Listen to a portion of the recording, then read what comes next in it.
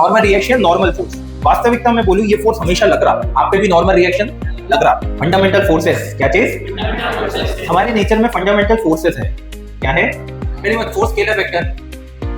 उसका मार देना फोर्स स्केलर वेक्टर, मतलब मैग्नीट्यूड है, डायरेक्शन है। इसमें मैं फोर्स लगाऊं, क्या चल रहा? चल रहा क्या ऐसा भी चल सकता है ये?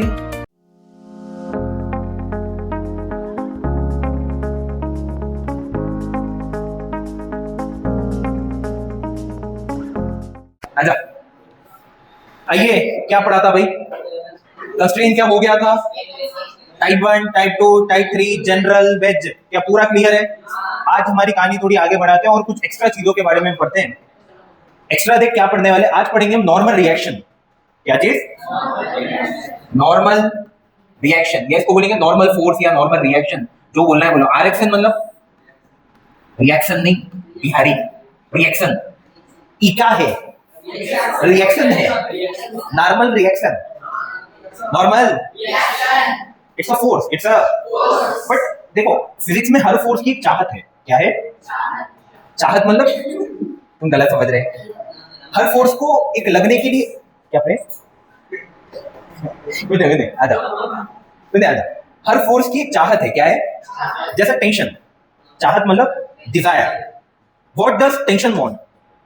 टेंशन ऐसा थोड़ी टेंशन किसी भी बॉडी पे लगता। एक कार चल रही उसमें टेंशन लगता, ऐसा लग सकता अगर कौन इन्वॉल्व हो? रस्सी। अरे क्या है? जो रस्सी में फोर्स लगता, जो फोर्स रस्सी लगाती, उसको क्या बोला? टेंशन। क्या बोला? तो it's a different type of force, it's a है नहीं है। वैसे एक और फोर्स है अजीबोगरीब, उसका नाम है नॉर्मल रिएक्शन। क्या है? Normal reaction, normal force. वास्तविकता में बोलूं, ये फोर्स हमेशा लग रहा, आप पे भी नॉर्मल रिएक्शन लग रहा। तो इसको समझो, ये क्या करना चाहता? नॉर्मल रिएक्शन है क्या? अगर इसको समझो आप, मान लो ये ग्राउंड है बेटा। क्या है? मेरी आवाज आ रही है क्या? लास्ट तक मेरी आवाज आ रही है? आ रही है ना?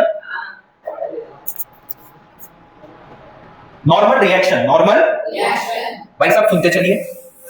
Let's say you have a block, I am saying a block A. Block A is kept at rest in ground. किसमें रखा हुआ है ये?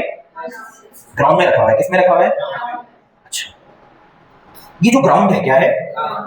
ग्राउंड जो है, वास्तविकता में सरफेस को हम थोड़ा जूम करेंगे। ये सरफेस ऐसे स्मूथ होता है, तो खुरदुरा सा होता है, ऐसा कुछ रहता है ये सरफेस। इसको जूम करो, क्या सरफेस ऐसा कुछ रहता? अरे रहता नहीं रहता? पहली बात, नॉर्मल रिएक्शन एक तरह का कांटेक्ट फोर्स है। कैसा फोर्स है? मतलब ये फोर्स तब आएगा, सुनना बेटा, लिखा दूंगा बेटा, सुन ले, में पहले समझ जा बेटा। उसके बाद कुछ नहीं है फिजिक्स में, ये नहीं है लिख नोट्स बनाने, समझ जा।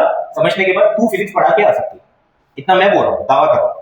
अगर तुझे मेरी बातें अच्छे से समझ आती है तो मैं बोलूं बेटा, कल के दिन इस बच्चों को पढ़ा किया तो आप पढ़ा के आ सकते हैं, है ना? कॉन्सेप्चुअली उतना क्लियर है। अब वो बात अलग है, आप सवाल लेते नहीं लेते, वो एक्सपीरियंस ही आता, टू बी ऑनेस्ट में बोलूं क्या। तो नॉर्मल रिएक्शन एक तरह का कैसा फोर्स है? कांटेक्ट। कैसा है? ये फोर्स तब एग्जिस्ट करता है जब दो वस्तु या दो objects they are in contact, they are in. अगर कांटेक्ट में नहीं है तो ये फोर्स तभी आता है जब दो ऑब्जेक्ट। जब हमने कांटेक्ट सरफेस को स्टडी किया, ये क्या है बेटा? Contact surface. क्या है? जब दो बॉडीज कांटेक्ट, इसको थोड़ा जूम करा 100x में मान लो, तो हमने कुछ ऐसा पाया। ये जो सरफेस है प्लेन है या कुछ खुरदुरा सा है? अगर ये खुरदुरा सा है तो ये ब्लॉक प्रॉपर्ली इस पे लगा हुआ है या अलाइन थोड़ा अलग है? इसमें कुछ अलग अलग लाइन है ना ये। तो ये ब्लॉक का ये पॉइंट मान ले नॉर्मल लगा रहा है, इधर n1, ये इधर लगा रहा मान ले, ये इधर लगा रहा, हर एक पॉइंट सेम जगह लगा रहा, अलग अलग। ये कौन लगा रहा? ग्राउंड। किस पर? ब्लॉक पर। किस पर? इस पर। एक डायरेक्शन में अलग अलग, बट कभी भी नॉर्मल माने तो एक डायरेक्शन मानते। क्या मानते? वो एक डायरेक्शन इसलिए मानते क्योंकि हम हर एक पॉइंट का निकालना पॉसिबल। हम क्या बोलते हैं? हर पॉइंट की वजह से नेट निकालो। क्या निकालो? और वो नेट को कैसा बनाओ? Perpendicular to the surface. कैसा बनाओ? इसको बोलेंगे एन, सुनना मेरी बात, बीई। इसका मतलब क्या सुना? इसका मतलब है क्या? मतलब बोल, तुम बोलोगे, सुनना मैं अलग बना देता हूँ। ग्राउंड के वाले ब्लॉक है। क्या है? ब्लॉक क्या है? ए, सॉरी मैं ए है ना, और ये ग्राउंड है। ये दोनों किसमें है बेटा? कांटेक्ट में। किसमें? क्या कांटेक्ट सरफेस का हर पॉइंट अलग अलग जगह नॉर्मल लगा रहा, बट मैं अलग अलग पॉइंट कंसीडर, मैं सारों का क्या कंसीडर करता हूँ? नेट। और उसको कहां प्लॉट करता हूं? अलोंग द सरफेस या perpendicular to the surface? But sir आपको क्यों मालूम चले कि परपेंडिकुलर ही क्यों लगता? मेरे को बताओ, नॉर्मल परपेंडिकुलर ही क्यों लगता? Why normal always act perpendicular? सवाल है why normal always act perpendicular to the contact surface? Why? इसका रीजन है, जैसा मैं बोला था, tension always acts in which direction. Tension में एक डायरेक्शन बनाए थे ना, ऐसा क्यों बनाए थे टेंशन में? टेंशन में हम ऐसा क्यों बनाए भाई? आपने मेरे से सवाल पूछा, टेंशन सर हम ऐसे क्यों बनाए? टेंशन हम ऐसा बनाते सर, ऐसा क्यों नहीं बनाए? क्योंकि टेंशन की चाहत कुछ और थी। टेंशन क्या चाहता था? टेंशन चाहता था, tension is a force applied by string on the block. नहीं आया। वैसे normal is a force, normal is a, जिसकी चाहत क्या है पता है? जिसकी चाहत है टू कंप्रेस द बॉडी। जिसकी चाहत क्या है? क्या है? तो अगर आप थोड़ा अकल लगा के सोचो, ग्राउंड है, क्या है? अगर ग्राउंड को ब्लॉक ए को कंप्रेस करना है तो फोर्स कहां लगाए? कहां लगाए? क्या ऊपर लगाए? और ब्लॉक को अगर ग्राउंड पे कंप्रेस करना है तो कहां लगाए? बट कैसा लग रहा? किसके? कॉन्टैक्ट सरफेस है। किसके? अब नॉर्मल फोर्स की चाहत समझो। What is the desire of normal force? Normal force acts in such a manner so that it tries to compress the body, so that it tries to, सबसे पहले normal force कब आता है? जब दो बॉडीज कांटेक्ट में हो तो नॉर्मल फोर्स कहां लगता है? along the surface perpendicular to the surface। उसकी डिजायर क्या है? चाहत क्या है?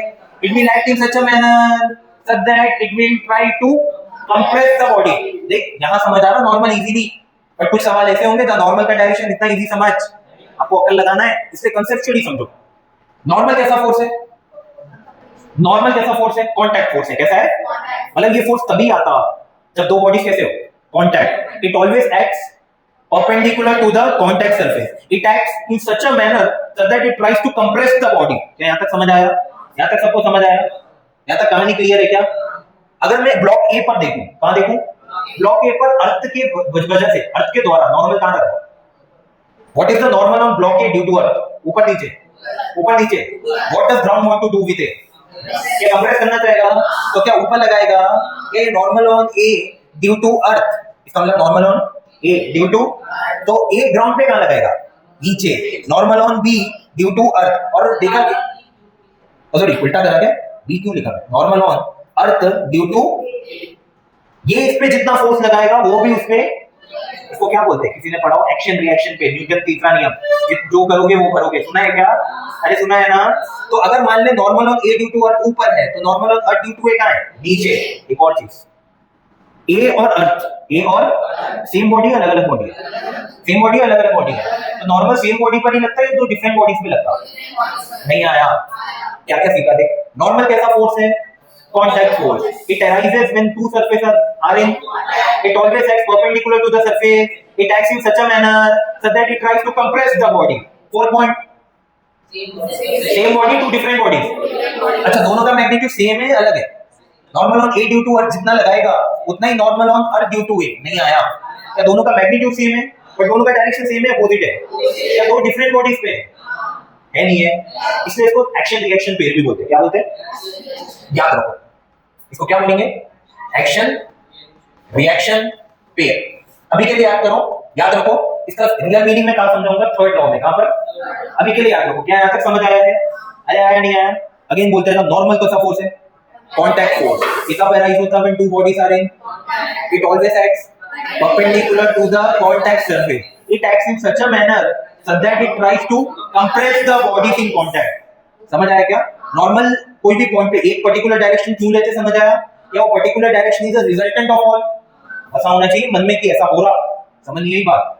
अरे आया क्या? उसके बाद सेम बॉडी पे टू डिफरेंट बॉडीज पे, क्या इक्वल इन मैग्नीट्यूड, क्या opposite in direction, acts on two different bodies, क्या इट इज एक्शन रिएक्शन पे। यहां तक इतनी बातें समझ आनी? क्या क्या बोला? अगेन एक बार रिवाइज करते हैं। नॉर्मल कैसा फोर्स है? It acts along the perpendicular, it acts perpendicular to the, what is its desire? It tries to compress the bodies in contact, it is an action reaction pair, which means equal in magnitude, two different bodies and opposite in direction। यहां तक बातें समझ आई है? नहीं आया? क्या सबको समझ आया है? पक्का? कुछ मत दिखो, कुछ मत, अभी बेसिक करने वाले पूरा लिखाऊंगा मैं। यहां तक समझ आया सबको? मैं आपसे सिंपल सवाल पूछता हूं, इसके आंसर देते जाओ, कर लोगे क्या? मान ले पूछते में शर्म आ गई, देखिए नहीं बता पाओ तो कांच के सामने जाके रोना, मैं ही ऐसा, ये ए, ये बी और ये सी, तीन ब्लॉक्स रखे गए और ये अपना अर्थ, ये अपना ग्राउंड। बोलो ए और ग्राउंड के बीच का नॉर्मल है n1, कितना है? मैं तो मान ले, छोड़ो ऐसे ही लेता हूं, तुम बोलोगे मेरे को बोलना। ये अर्थ है, ये क्या है? क्या है? कितने बॉडीज कांटेक्ट में है? कितने बॉडीज कांटेक्ट में है? ये सवाल नहीं है। Count the number of bodies in contact, ये क्वेश्चन नहीं है बेटा कि 1 2 3 क्या अर्थ भी एक बॉडी है तो क्या 4 बॉडी कांटेक्ट में है? हाउ मेनी कांटेक्ट सरफेसेस, ये भी क्वेश्चन नहीं है। 1 2 और टैलेंटेड तो है यार तुम। चलो अर्थ पे देखते हैं, किस पे देखते हैं? तुम बोलोगे अर्थ पे, अपने अर्थ पे नॉर्मल कौन लगा रहा? कौन लगा रहा? बी नहीं लगा रहा, बी नहीं लगा रहा, बी लगा रहा क्या? क्या बी का नॉर्मल भी ट्रांसफर हो रहा? ऐसी गंदी चीजें क्यों लाते मन में? मैंने अभी कंसेप्ट समझाया ना। नॉर्मल का डेफिनेशन क्या था? Normal arises when two bodies are in contact. Earth और ए के बीच क्या बी इसी कांटेक्ट में है क्या? कौन कांटेक्ट में है? तो नॉर्मल किसके बीच लगेगा? क्यों कंफ्यूज करे अपने आप को? क्यों कंफ्यूज करे? नॉर्मल किसके बीच लगेगा? ए और लगेगा ना? कहां लगेगा? बना दो। लेट्स से अर्थ में बनाते हैं, किसमें बनाते हैं? अर्थ पे ए कहां लगा रहा? कहां लगा रहा? क्या लिखो? Normal on earth due to, चलो और कोई लगा क्या? क्या लगा?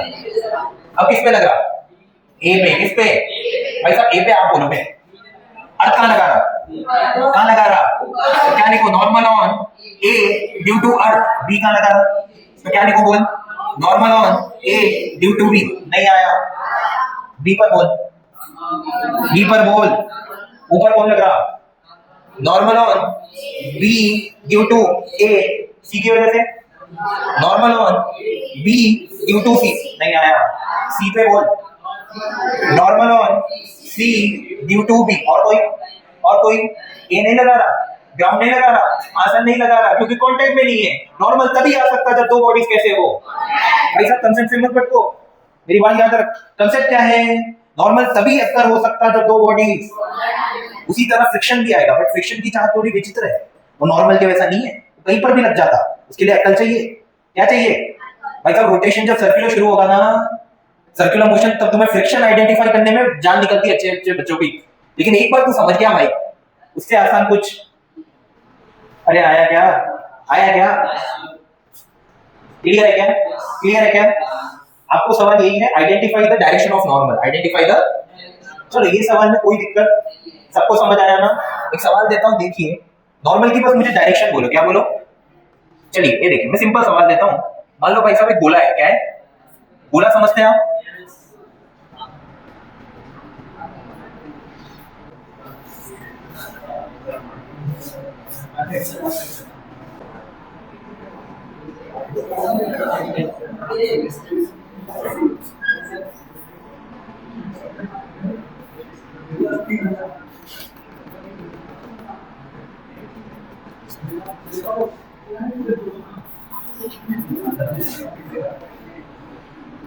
एक गोला है स्फीयर, जिसका रेडियस r है और वो दो दीवारों के बीच फंसा हुआ है इस तरह। सबको समझ आ रहा है क्या? अरे आ रहा है क्या?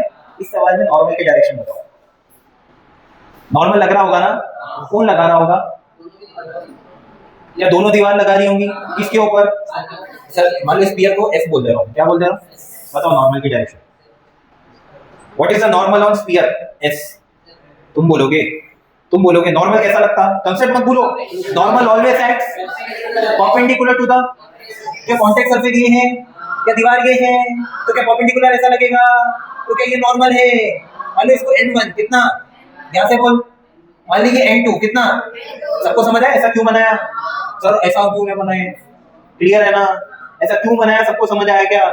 अच्छा इस सवाल से आपको समझ आ रहा होगा n1 = n2, क्योंकि सिमेट्री है। क्या है? कोई बात नहीं, अगर नहीं भी आ रहा बाद में समझ आ जाएगा। n1 किसके बराबर है? बट अगर नहीं भी समझ आया n1 n2 ले लो। क्या ले लो? बट क्या सबको डायग्राम बनाने आया? नॉर्मल डायरेक्शन निकालने आया ना? आया नहीं आया? ये सबको आया? आया क्या? चल एक और। अब बेटा बातें नहीं देख, देखिए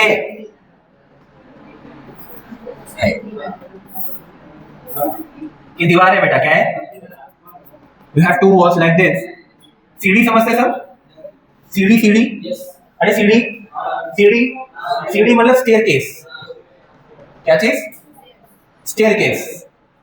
केस बोला इसने, स्टेयर नहीं बोला मैं, स्टेयर केस। दीवार पे सामने सीढ़ी लगा के चढ़ते हैं ना, यू नो ना, स्टेयर केस। क्लियर है क्या? नॉर्मल बताओ। एक नहीं, मेरी बात सुन, मेरी बात सुन। इधर नॉर्मल बताना आसान क्यों नहीं है मैं बोलता हूँ। कोई बच्चा क्या बोलता मालूम, सर पॉइंट ऑफ कॉन्टेक्ट ये है, इधर भी पॉइंट ऑफ कॉन्टेक्ट ये है, normal always acts to the contact surface. But sir बच्चे को कंफ्यूजन आता, परपेंडिकुलर किसके, सीढ़ी के परपेंडिकुलर या दीवार के?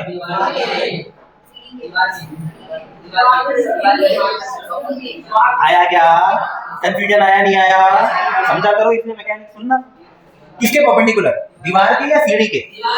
दीवार सीढ़ी कितने बोलते? दीवार, पिक्चर की बात नहीं कर रहा हूं मैं, दीवार कितने बोलते? कितने बोलते? सीढ़ी, सीढ़ी नहीं बोलते क्या? बोलते आप लोग।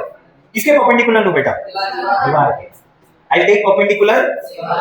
बट ऐसा क्यों? ऐसा अपने आप को वो मत बता दे, दीवार चल बोल देते हैं तो क्या मारेंगे, ठीक है? रीजन है, दीवार क्यों लिया ऐसा मत रखो कि दीवार के perpendicular. This is not the concept. Concept is normal कभी भी उस सरफेस के परपेंडिकुलर लो जो कोई भी ऑब्जेक्ट के दो तरफ जा रहा। नॉर्मल पॉइंट ऑफ कांटेक्ट के उसके परपेंडिकुलर लो। अब यहाँ कितने सरफेस है? सीढ़ी और एक परपेंडिकुलर उसके लो जो सरफेस पॉइंट ऑफ कांटेक्ट के दो तरफ भी है। जैसा ये पॉइंट ऑफ कांटेक्ट है, ऊपर क्या है? सीढ़ी है क्या? नीचे क्या है? हाँ, क्या दो साइड भी दीवार है? तो परपेंडिकुलर किसके लोगे? हाँ भाई साहब बोल। मान ली यहाँ नॉर्मल लगा n1, कितना लगा? इधर बोल, किसके परपेंडिकुलर? दीवार सीढ़ी, दीवार सीढ़ी। आया नहीं आया बेटा? समझ आया? कंफ्यूजन पूछ ले, है तो पूछ ले समझाएगा मास्टर। मास्टर घर का आदमी है, पिज्जा लेके आएगा घर तुम्हारे। अरे आया समझ आया क्या? नहीं आया? आया तो आंसर दे। हाय रब्बा,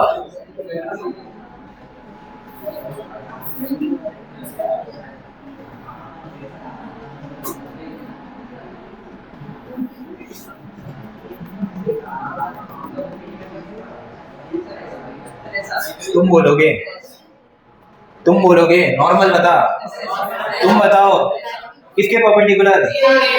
किसके परपेंडिकुलर? सीढ़ी दीवार। क्यों सीढ़ी? क्या पॉइंट ऑफ कांटेक्ट के दो तरफ भी है, तो क्या नॉर्मल इधर ऐसा आएगा? भाई साहब अगेन सुनो, कंसेप्ट यही है।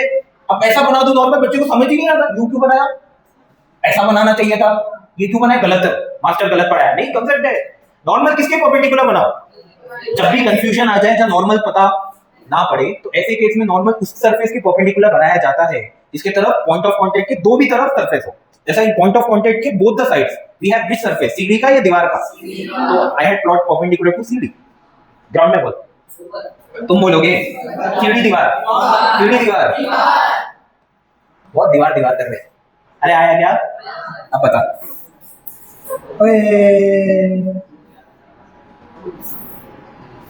दोनों भी सीढ़ी। इधर बता, इधर बता, इधर बता, पक्का ना? Sir point of contact, sir point of contact, point of contact के दो भी तरफ, पॉइंट ऑफ कांटेक्ट ये तरफ क्या है? पॉइंट ऑफ कांटेक्ट ये तरफ क्या है? तो क्या करूं? फिर कंफ्यूजन आया क्या? आया क्या? ऐसी तरह पे और कुछ अज्यूम करते। सुनना, जब दो पॉइंट ऑफ कांटेक्ट के दोनों भी तरफ दीवार, ये वन मोर केस है। अगर पॉइंट ऑफ कांटेक्ट के दोनों तरफ कुछ दीवार या सरफेस हो तो उसके परपेंडिकुलर उतार लो। अगर ना हो तो क्या करो? नॉर्मल के दो components low, nx and ny। मैं ये जनरल फिजिक्स के लिए अभी समझा रहा हूं। क्या लो? nx एंड, अगेन सुनना, पहली बात, पॉइंट ऑफ कांटेक्ट के दो तरफ जो सरफेस है उसके परपेंडिकुलर। अगर कंफ्यूजन है और समझ ना आए कौन सा सरफेस है, तो नॉर्मल के दो कंपोनेंट्स ले लो, एक nx and solve the question, you will get the answer. करेंगे परेशान मत हो, करेंगे सवाल, हर एक सवाल करेंगे। क्या समझ आया? मैं जनरल कंफ्यूजन सिखा रहा हूं आपके मन से। आया क्या? तुम बोले एक और दिखाऊं, पहचान पाओगे क्या? ये समझे ना सब? रॉड समझते हैं आप? रॉड समझते हैं ना? मालूम है, रॉड को दीवार में कीला ठोक दो और बंद कर दो, क्या कर दो? अरे रॉड है, क्या है, इसको कीला ठोक दिया तो यहाँ से ये क्या हो गया, दिस इज रॉड बेटा, this is at this point I am inserting a nail, तो ये फिक्स हो गया ना, तो rod can it can rotate ना, अरे नहीं आया, तो ये पॉइंट हिल सकता है क्या, तो ये पॉइंट और कीला दोनों किसमें आ गए, कॉन्टैक्ट किसमें आ गए, आए ना, ऐसा कुछ देखो, ये कीला ठोक दिया गया और रॉड कुछ इस प्रकार है, देखिए ये रॉड है, क्या है, और ये कीला ठोक दिया, क्लियर है क्या, क्लियर है क्या, नॉर्मल का डायरेक्शन बता, कौन दो बॉडीज कांटेक्ट में, कीला और रॉड, दोनों का पॉइंट इधर है ना, यहाँ सरफेस है क्या, इसके अंदर सरफेस है क्या, कीला तो यही है, अब क्या करें, NX एंड, क्या इधर NX मानूं, क्या इधर NY मानूं, नहीं ऐसा नहीं मानते, ऐसा मान सकते कोई बात नहीं है, बट इस सवाल को करने के लिए NX इधर मानते और NY इधर मानते, अब कोई एक मेरी बात सुन, एक मेरी बात सुन, आप ऐसा भी मान सकते, अब ऐसा भी, बट ऐसा मानोगे तो सवाल जल्दी हो जाता, ये हम पढ़ेंगे रोटेशन में, कहाँ पढ़ेंगे, ऐसा मानोगे तो सवाल आसान होगा, आसान होगा, तब समझ आएगा, और सर ये आसान हुआ सर, क्यों बॉडी ऐसा घूमेगी सर, तुम बोलोगे कुछ, NX NY ऐसा मानोगे, क्यों मान रहे, तब क्यों करा रहे, बच्चे की जान क्यों ले रहे, तुम बोलोगे, सवाल will tell us, question will tell us how to take normal, this you will get by time, but concept इतना ही है, concept क्या है, नॉर्मल हमेशा क्या लगता, कॉन्टैक्ट सरफेस, किसके परपेंडिकुलर, कॉन्टैक्ट सरफेस, अगर कॉन्टैक्ट सरफेस पता ना चले, कंफ्यूजन है, तो कॉन्टैक्ट पॉइंट के दो तरफ सरफेस देखो, अगर दो तरफ जो सरफेस आ उसके परपेंडिकुलर, अगर वो भी समझ ना आए तो NX एंड, और NX एंड NY कैसा लोगे, वो सवाल will tell us, question will tell us, क्या समझ आया, क्या समझ आया सबको, डर तो नहीं लगा भाई, नॉर्मल फोर्स के बारे में, नॉर्मल फोर्स कैसा फोर्स है, आवाज नहीं आई, it always acts when two bodies are in, it acts in such a manner so that it tries to compress the body, नहीं आया, it always acts perpendicular to the body, it acts on two different bodies equal in magnitude, opposite in direction, that's why it is known as action reaction pair, उसके बाद normal किस तरह लगना चाहता है, perpendicular contact surface, अगर contact surface समझ ना है, कंफ्यूजन है, तो वो पॉइंट के दो तरफ देखो, अगर दो तरफ जो सरफेस आ रहा उसके परपेंडिकुलर, अगर दो तरफ सरफेस ना आए तो दो कंपोनेंट ले लो, NX एंड, और NX एंड NY कैसा लोगे, तो क्वेश्चन विल टेल अस, समझ नहीं आया, यहाँ तक पूरे बातें समझ आए, हेडिंग लिखो नॉर्मल रिएक्शन, और जो बता रहा हूँ लिखते चलो, देख हेडिंग लिखो नॉर्मल रिएक्शन, नॉर्मल रिएक्शन या फोर्स, जो लिखते लिखे,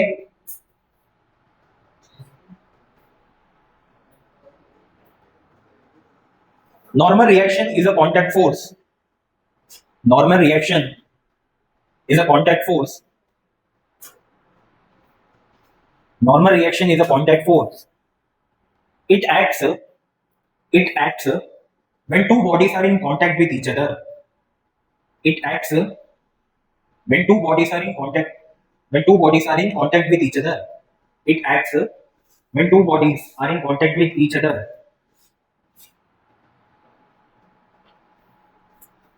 normal always act perpendicular to the contact surface, normal always act perpendicular to the contact surface, normal always act perpendicular to the contact surface, normal always act perpendicular to the contact surface, it acts in such a manner, it acts in such a manner, it acts in such a manner, it acts in such a manner such that, it acts in such a manner such that it tries to suppress the bodies in contact, such that it tries to suppress the bodies in contact, such that it tries to suppress the bodies in contact, such that it tries to suppress the bodies in contact, normal reaction acts in such a manner such that it tries to suppress the bodies in contact, लिखा क्या, normal reaction is an action reaction pair, normal reaction is an action reaction pair, normal reaction is an action reaction pair,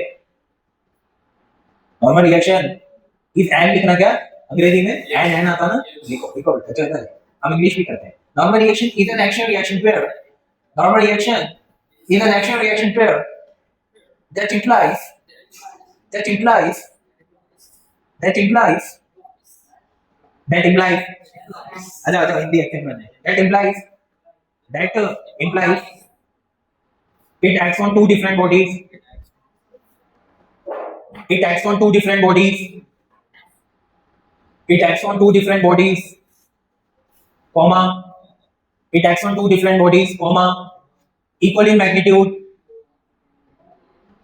equal in magnitude, equal in magnitude and opposite in direction, and opposite in direction। Board पे जो है लिख लो, board पे जो है लिख लो। वहां suppress लिखा था ना, सप्रेस के साथ बैकस्लैश कंप्रेस भी लिख लो, दोनों का मतलब एक ही है ना, it's a synonym, suppress compress. Okay, if there is still confusion, implies, if there is still confusion, implies no contact surface, no contact surface of the contact point on either of the contact point, on either of the contact point, then take two components of normal nx and ny on either of the contact point, then take two components of normal nx and ny perpendicular to each other, then take two components of normal, then take two components of normal nx and ny perpendicular to each other, perpendicular to each other। लिख लो board पे जो है।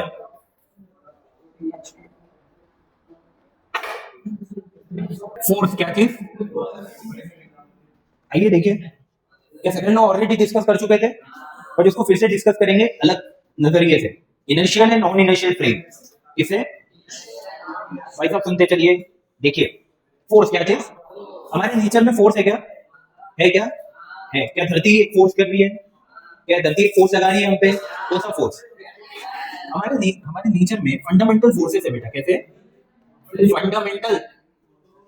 Fundamental forces, क्या चीज हमारे nature में fundamental forces है, क्या है, पहली बात फोर्स स्केलर वेक्टर, क्या मान लेना है, फोर्स स्केलर वेक्टर मतलब मैग्नीट्यूड है, डायरेक्शन है, क्या वेक्टर लॉ भी ओबे करता। एक और चीज फोर्स के बारे में याद रखो, इसका मैग्नीट्यूड है, डायरेक्शन है, और फोर्स की एक खास बात सुनना, ये पॉइंट ऑफ कांटेक्ट। मेरी बात सुनना, थोड़ी आगे की बातें समझाता हूँ, अच्छी बातें समझाता हूँ। एक बोतल दे दे बेटा, बोतल, पानी का बोतल, पानी का बोतल, बोतल बोतल हाँ दे।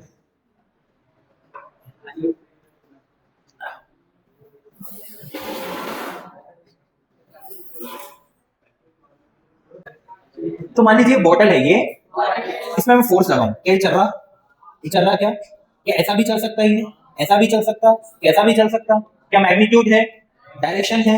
मेरी बात सुनना, इधर मैं फोर्स लगा रहा हूं, इधर इधर क्या हो रहा है, क्या हो रहा, बोल, चल रहा ना, चल रहा ना, चल रहा, घूम रहा, चल रहा, घूम रहा, इधर फोर्स लगाया, चल रहा, घूम रहा, घूम रहा ना, मतलब फोर्स यहां लगाओ, चल रहा, यहां लगाओ, मतलब फोर्स कहां लगाते ये भी मैटर करता।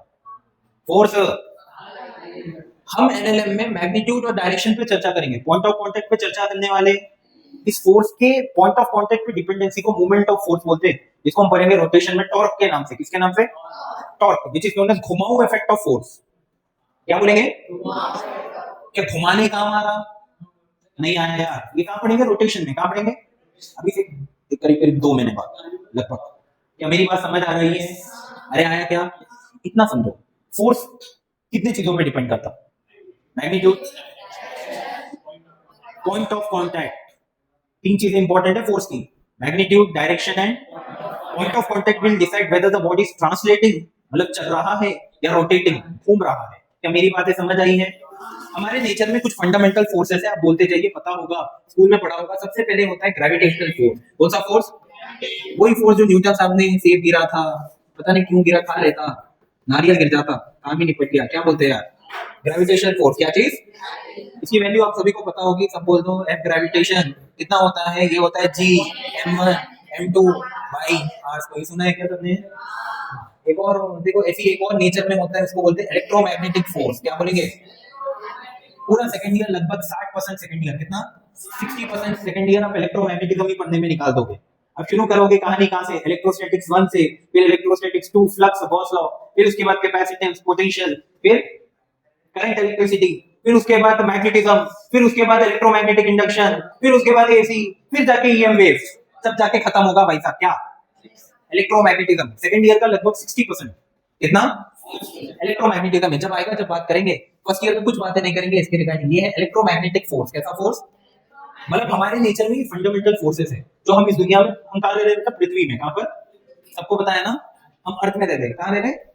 नहीं पता तेरे को? अभी तक तो क्या समझ रही थी? We are living in Jupiter. Yes बेटा, ये नहीं पूछा तू कहां से है। हम कहां रह रहे हैं बेटा? अर्थ में। कहां पर? हमारे नेचर में कुछ फंडामेंटल फोर्सेस है। कौन सी है? इलेक्ट्रोमैग्नेटिक, एक और है, कोई बोल सकता? Nuclear forces. कैसा? Nuclear forces. मतलब अभी तक जितने भी हमने फोर्सेस आविष्कार किए हैं वो सारे इन्हीं तीन हैं।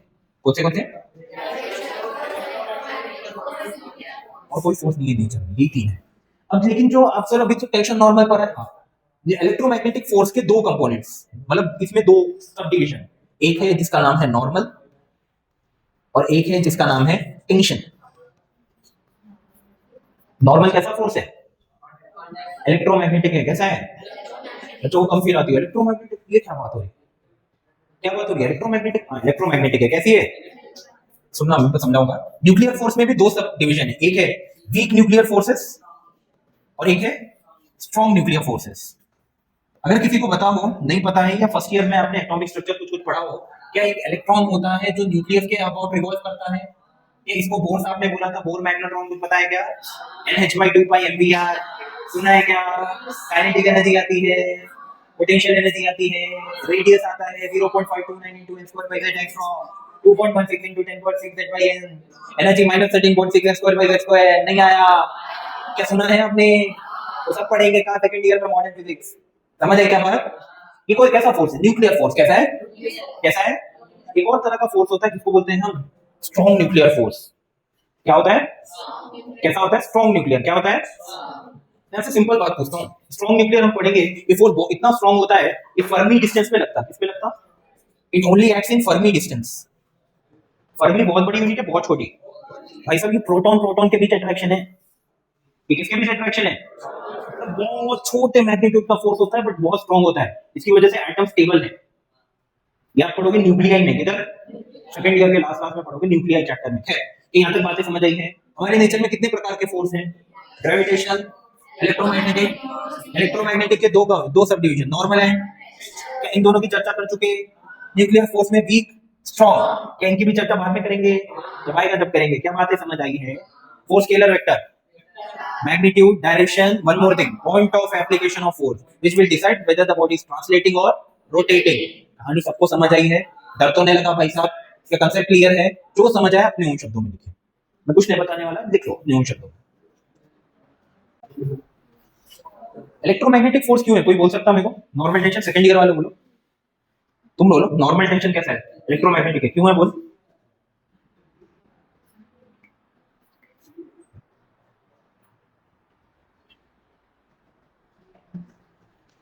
इलेक्ट्रोमैग्नेटिक फोर्स क्यों बोल रहे हैं? इलेक्ट्रिक फील्ड आ गई, मैग्नेटिक फील्ड आ गई, कैसा? रस्सी लगा है, इलेक्ट्रिक फील्ड आती, मतलब डब्बा रखा है, इलेक्ट्रिक फील्ड आती। तुम लोग बोलो, सेकंड ईयर वाले सोचो।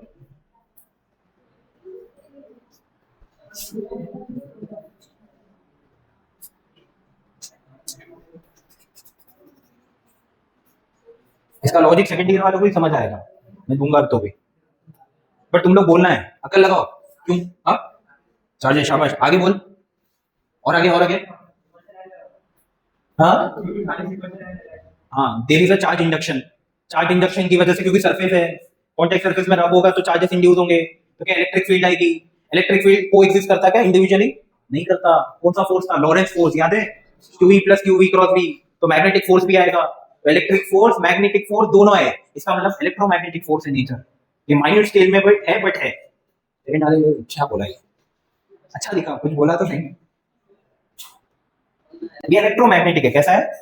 इसका रीजन आपको बाद में समझ आएगा।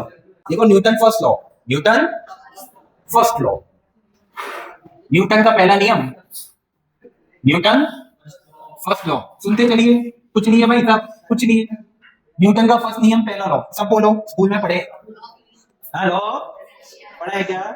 अरे पढ़ा है क्या? न्यूटन के फर्स्ट लॉ को ये बोलते law of inertia, law of, what do you mean by inertia?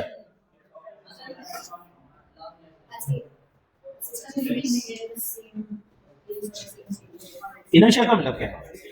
मेरी बात सुनना, इनर्शिया एक स्टेट है। मेरी बात सुन, अगर फिजिक्स अच्छी समझना है, अच्छे टर्मिनोलॉजी से समझो। अब लोग बोलते थे फर्स्ट लॉ मतलब बॉडी रुका हुआ है, ऐसा नहीं है, गलत मिसकंसेप्शन है। लोगों में गलत मिसकंसेप्शन होता है, फर्स्ट लॉ मतलब बॉडी इज एट रेस्ट, नहीं। First law is also known as law of inertia, law of inertia. अब ऐसा समझो, it is a state of a particle to be inresistant. फिर सुनना, inertia is a state of a particle, it is a state of a particle. जैसा मैं बोलूं, आपका state, आपका मेंटल स्टेट अभी ये है कि हमें पढ़ना है, हमें क्लियर करना है जल्दी से, है ना? लड़के हैं नहीं है, हमारा मेंटल स्टेट ये है भाई साहब, हम कुछ करें, आईआईटी क्लियर करें, अच्छी जॉब लें, अच्छी शादी करें, अच्छे बच्चे करें, फिर सेटल हो। ये है नहीं है? नहीं है तुम्हारा?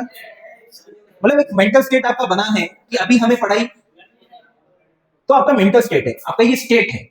अगर मैं इस स्टेट को आके बिगाड़ूं, नहीं भाई साहब कर ले शादी कर ले, उम्र हो गई तेरी, तो क्या ये मैंने आपके स्टेट को रेसिस्ट करने की, मतलब आपके स्टेट को अपोज करने की कोशिश की? इनर्शिया क्या बोलता सुना, inertia is the state of a particle to be inresistant. कैसा? उसको बाहर के एक्सटर्नल फैक्टर से फर्क नहीं पड़ता। क्या नहीं पड़ता?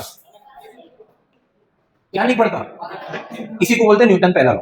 अच्छे से समझ, Newton first law is also known as law of inertia, law of inertia is the state of a particle to avoid changes, to avoid. मेरी बात सुनना, मान ले मैं रुका हुआ हूं, मैं रुका हुआ रहना ही पसंद करता हूं। जब तक मेरे पे कोई एक्सटर्नल फोर्स, अगर मैं चल रहा हूं कांस्टेंट वेलोसिटी से, तो मैं कांस्टेंट वेलोसिटी चलना ही पसंद करता हूं, जब तक मेरे पे कोई फोर्स आया नहीं आया।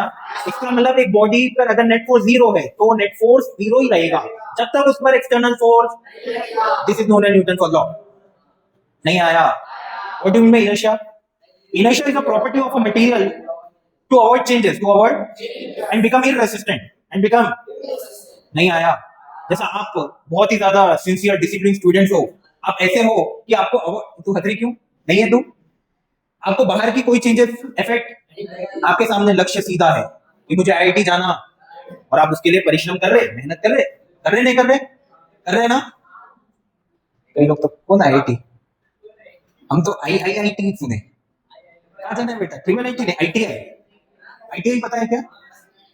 नहीं पता? Diploma college. भाई आईआईटी में वो आई हटा के टी लगा दो, आईटीआई बन जाता हो।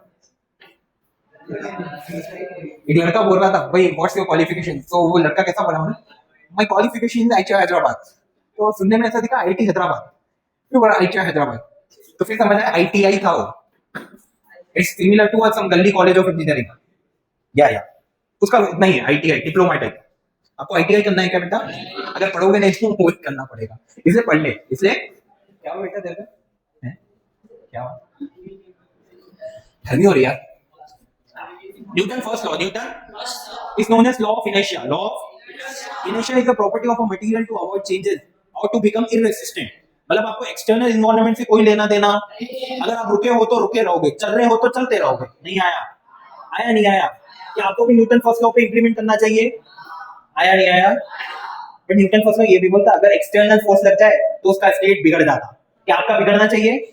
आपको बिगड़ना, समझ आ रही है बात?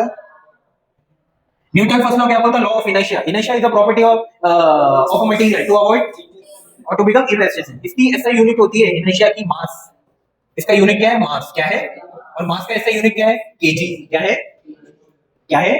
क्या बोला, क्या सुना? जो भी बॉडी का मास है, जो भी बॉडी का, वो इधर रुकी रहती या चलते रहती कांस्टेंट ऑफ मास, इधर वो रुकी रहती या जब तक उस पर कोई external force, this is known as Newton. इसको न्यूटन फर्स्ट लॉ से पहले, सबसे पहले एक साइंटिस्ट थे, उनका नाम था गैलीलियो। सुना है क्या आपने नाम? गैलीलियो ने क्या बोला था, न्यूटन फर्स्ट लॉ उसी का एक अच्छा वर्जन है। गैलीलियो ने क्या बोला, एक ऐसी दुनिया मानो जो बहुत ही स्मूथ फ्रिक्शनलेस सरफेस है। कैसी सरफेस है? Smooth frictionless surface. और एक बॉल को छोड़ दो कांस्टेंट वेलोसिटी से, किससे? और दुनिया में कोई ऑब्स्टेकल नहीं है, बस एक स्मूथ फ्रिक्शनलेस बॉल है। तो क्या वो बॉल चलते रहती? चलते रहती क्या? क्योंकि उसमें कोई एक्सटर्नल फोर्स। इसी को न्यूटन साहब ने एक्सटेंडेड वर्जन में लाके बोला, this is known as inertia. This is known as, मतलब इस दुनिया में जो भी वस्तु है वो वस्तु क्या चाहेगी, इधर वो रेस्ट पे रहे या चलते रहे कांस्टेंट रफ्तार से, जब तक उसमें कोई एक्सटर्नल फोर्स। इसका मतलब net force on a body should equal to, net force on a body equal to zero. Net force का मतलब फोर्स होता है मास इनटू एक्सेलरेशन। क्या मास कांस्टेंट, मास जीरो हो सकता है क्या? मास जीरो, तो ए नेट कितना हुआ? अरे फोर्स जीरो का मतलब एक्सेलरेशन। समझ नहीं आया तुम्हें? समझ आया क्या? याद कर, एक्सेलरेशन जीरो मतलब पार्टिकल के दो पॉसिबल सिचुएशंस हो सकते हैं। इधर एक्सेलरेशन जीरो मतलब पार्टिकल रेस्ट पे हो सकता, या वेलोसिटी कांस्टेंट हो सकती। नहीं आया? आया नहीं आया? अगर प्रॉपर्टी रेस्ट पे है मतलब बॉडी रुकी हुई है, इसको बोलते हैं स्टैटिक इनर्शिया। क्या बोलेंगे? Static inertia. और अगर बॉडी कांस्टेंट रफ्तार से चल रही है, इसे बोलेंगे डायनामिक इनर्शिया। क्या बोलेंगे? समझ आया? सबको समझ आया? डर तो नहीं लगा? पक्का? अरे पक्का। एक और होता है इनर्शिया ऑफ डायरेक्शन। क्या होता है? इनर्शिया ऑफ, एक हो गया स्टैटिक इनर्शिया को बोलते हैं inertia of rest. Dynamic inertia को बोलते हैं inertia of uniform speed. Uniform या कांस्टेंट स्पीड बोलो, क्या बोलो? तीसरा क्या होगा? Inertia of direction. Inertia of, what do you mean by inertia? Inertia is a state of a body which resist external changes। अब ऐसा समझो, राइट? तो इनर्शिया ऑफ रेस्ट का मतलब वो किसको रेसिस्ट करना चाहिए? वो रेस्ट पे रहना चाहिए। इनर्शिया ऑफ मोशन, इसको क्या बोलेंगे? इनर्शिया ऑफ, क्या बोलेंगे? Inertia of, inertia of motion. Inertia of motion मतलब अगर एक बॉडी चल रही है तो चलते रहेगी, उसका दूसरा नाम डायनामिक इनर्शिया। एक और होता है इनर्शिया ऑफ डायरेक्शन, मतलब अगर एक बॉडी का डायरेक्शन फिक्स है तो वो डायरेक्शन रहेगा, वो चेंज। भाई साहब बात समझिए, समझ आया क्या? What do you mean inertia of rest? Static inertia मतलब rest, body will try to be at inertia of motion, moving in constant velocity will try to move in constant inertia of direction, moving in particular direction will tend to what, move in that direction only, inertia of direction।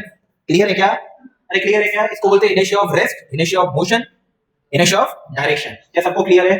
सबको clear है क्या? Clear है ना? डर तो नहीं लगा? पक्का? न्यूटन का पहला नियम क्लियर है क्या? न्यूटन का पहला नियम यही है, अगर एक बॉडी पे नेट फोर्स जीरो है तो बॉडी कैसी है? इधर रुकी हुई है या चल रही है कांस्टेंट रफ्तार से। नहीं आया? तुम बोलोगे मैं सिचुएशन देता हूं, एक कार है रुकी हुई है, एक कार, क्या है? इनर्शिया ऑफ रेस्ट है।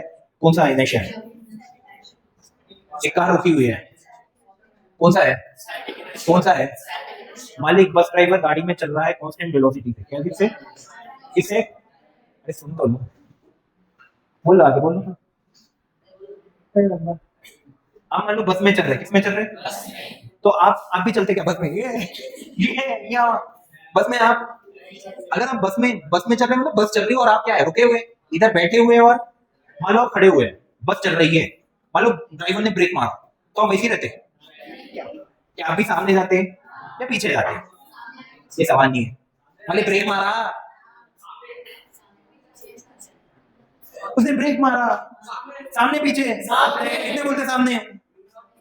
ऐसा भी सवाल नहीं, मुक्का मार देना है। मतलब बस में जा रहे, किस में जा रहे? बस में जा रहे, ओए ओए, अरे ब्रेक, ब्रेक मारा, क्या मारा? उसने ब्रेक मारा, तो कहाँ जाते हैं आप? सामने पीछे?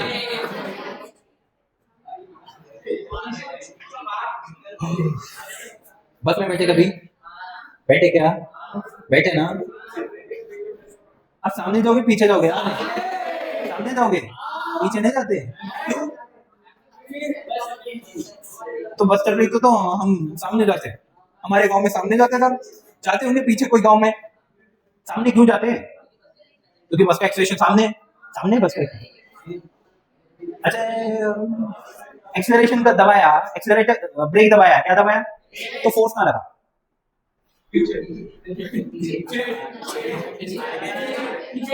कहाँ लगा? कहाँ लगा?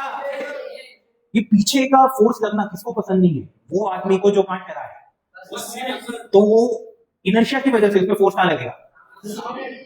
तभी तो नेट को जीरो होगा, इसे सामने जाता, तभी वो रुका रहे, वरना अगर नहीं जाता ओए गिर जाता। यार तुम समझ नहीं आता यार। तो कौन सा इनर्शिया था ये? Static dynamic. स्टैटिक डायनामिक, कई लोग तो सन्नाटे में क्या पढ़ा है? अरे आया क्या? सबको क्लियर है? न्यूटन फर्स्ट लॉ मतलब F net zero, F net zero मतलब a net zero, a net zero मतलब इधर रेस्ट या v zero inertia of direction, rest मतलब इनर्शिया ऑफ रेस्ट या स्टैटिक इनर्शिया, वी कांस्टेंट मतलब इनर्शिया ऑफ मोशन या dynamic inertia, तीसरा है inertia of direction. Inertia is the property of a material to avoid, इसको अच्छा word बोलते हैं रेस्टलेसनेस, क्या बोलेंगे? या to avoid changes, to avoid. इसकी ऐसा यूनिट क्या है? इसकी ऐसा यूनिट है केजी। इनर्शिया का यूनिट होता है मास, क्या होता है? इसकी क्वांटिटी होती है मास, इसका ऐसा यूनिट है केजी। क्लियर है क्या? देखो न्यूटन फर्स्ट लॉ, क्या लिखो? न्यूटन फर्स्ट लॉ लिखो, उसके बाद लिखो न्यूटन फर्स्ट लॉ, एक स्टेटमेंट बोलता हूं लिख ले, पता है क्या? ये लिख लो, if a body, if a net force, देखो if a net force, wait sorry if a net force on a body, if a net force on a, if a net force on a body is zero,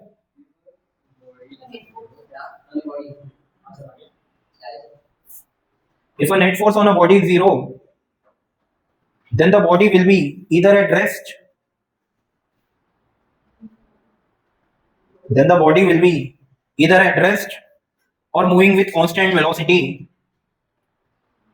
then the body will be either at rest or moving with constant velocity, either at rest or moving with constant velocity, unless and until there is some external force on it, unless and until there is some external force on it,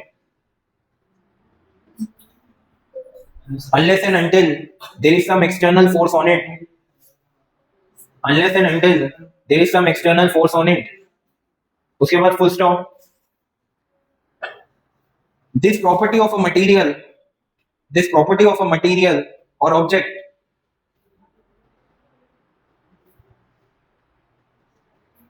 this property of a material or object to avoid changes in its state, to avoid changes in its state, this property of a material or object to avoid changes in its state, to avoid changes in its state is known as inertia.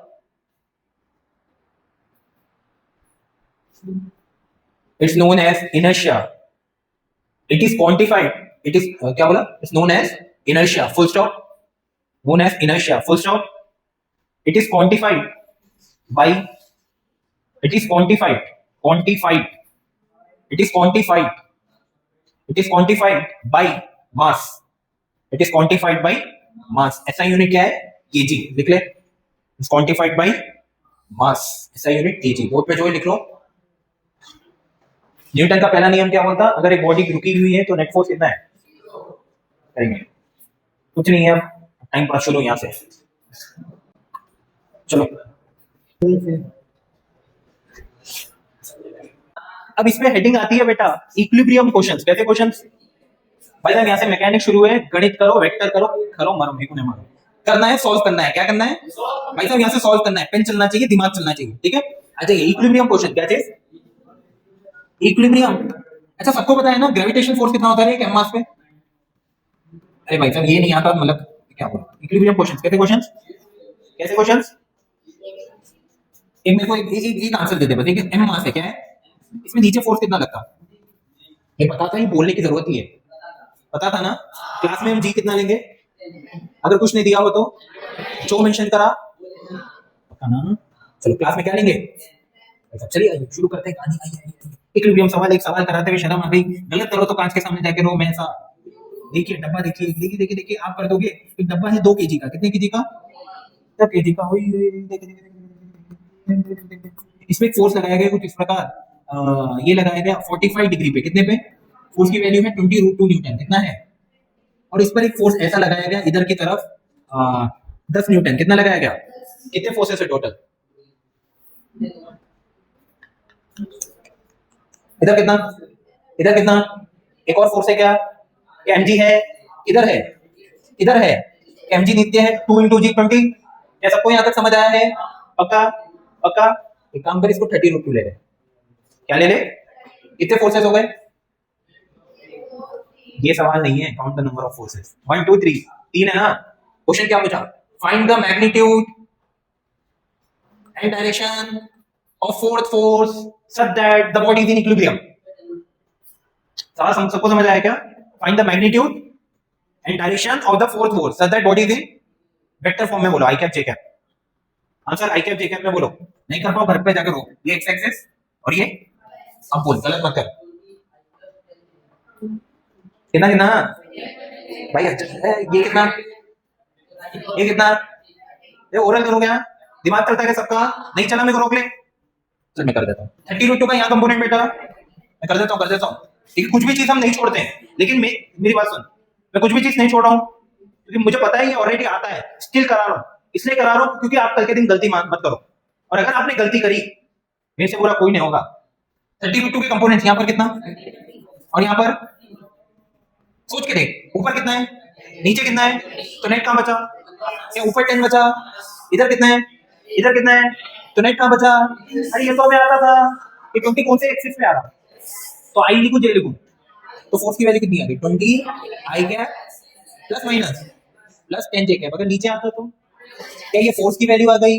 क्या इतना force लगना चाहिए ताकि body किस पे आ जाए? Equilibrium. मतलब net force कितना? 0. मैग्नीट्यूड क्या under root 20 square plus 10 square. क्या डायरेक्शन भी बोल थोड़ी नहीं करा था.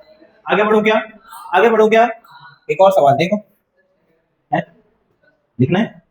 ये लिखना है इन लोग तो लिखना है. क्या पढ़ा दिया रे? ऐसा क्या पढ़ा दिया हमें?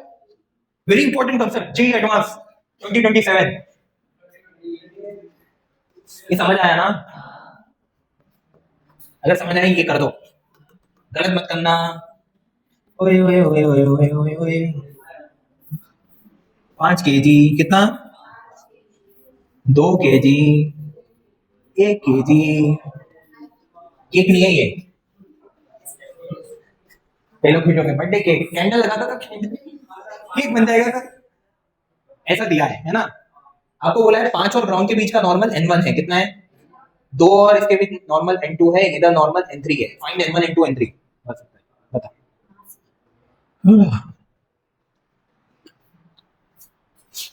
गलत है. ओरल बोल आता है तो दिमाग चलता है. 10 30 60 ऐसे मत बोलो. करो कोई बात नहीं बेटा. करो टाइम. टेक योर टाइम बेटा. कोई बात नहीं. टेक योर टाइम बेटा.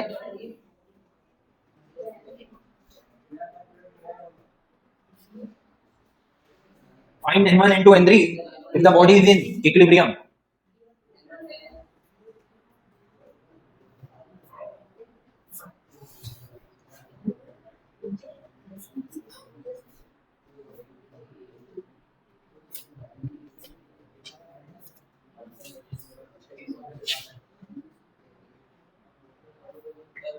कितना n1 n1 10 ठीक है. n2 30 n3 वेरीफाई कर लेंगे. 80 उल्टा बोल रहे हैं लोग. उल्टा बोले ना. वही गलत बोले आप. अच्छे से करो. गलत मत करो यार. उल्टा बोले शायद.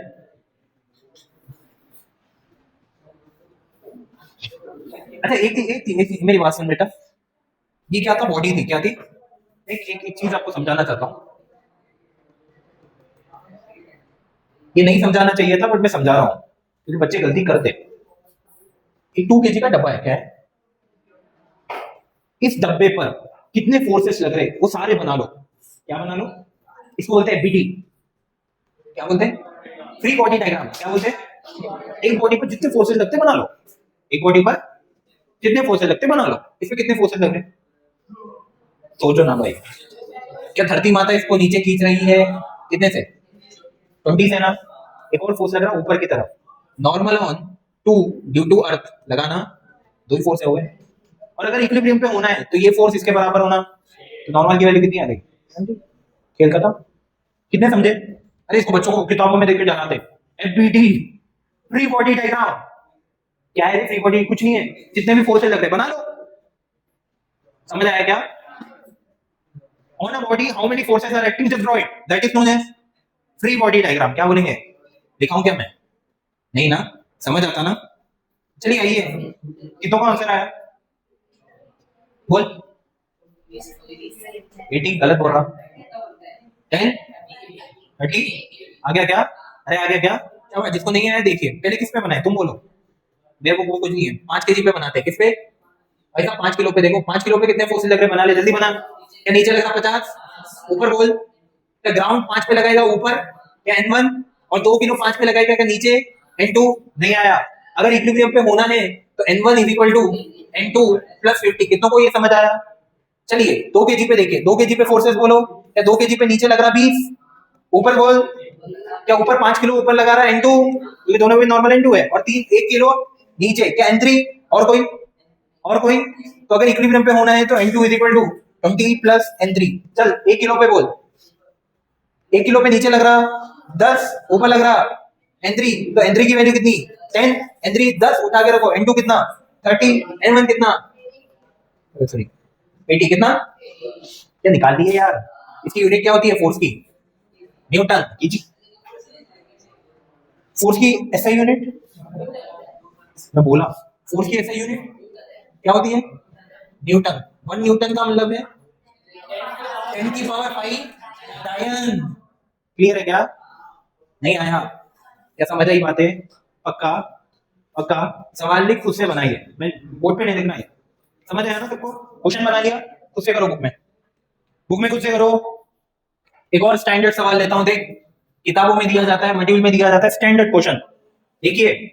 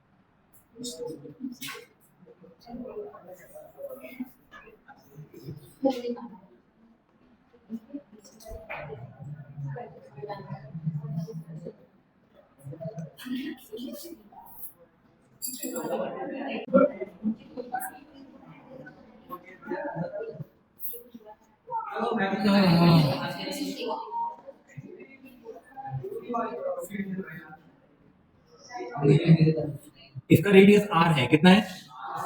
ये दीवारें हैं दो इस प्रकार, देखिए भाई साहब दीवारें देखिए इस तरह है। इस गोले का मास है 5 किलो। कितना है? 5 किलो। ये एंगल आपको दे रखा है, देखिए ये एंगल दे रखा है 37 डिग्री। कितना? तो ये एंगल भी दे रखा है 37 डिग्री। चलिए, है ना? अरे बात समझ आई क्या? बात समझ आया?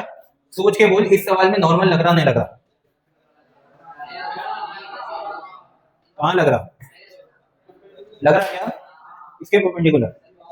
क्या दीवार के? क्या इसमें नॉर्मल इधर लगा N1 और इस पर लगा इधर? क्या सिमेट्री से बोल सकते हैं N1 equal to N2? But मत बोलो सिमेट्री से, करो find N1 and N2। Find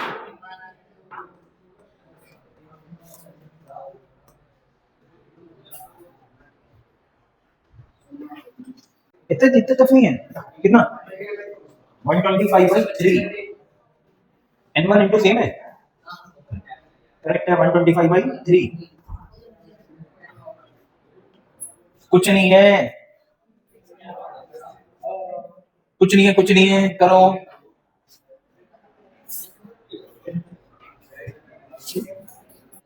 क्या करते?